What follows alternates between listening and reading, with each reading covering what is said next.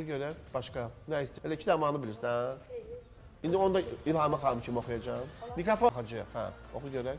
Qəlbimdən uzaqlara. Gəl qız deyir. Ad elə niyə oxursan sən ay bala? Qəlbimdən uzaqlara. Uzaqlara. Açılır bir pəncərə.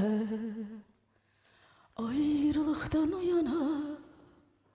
Dünya olurmu görəm?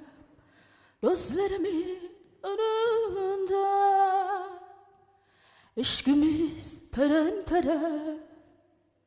İnandım ayrılığa. İnandım ayrılığa. İnandım ayrılığa. Eşkimiz hele bu kadar.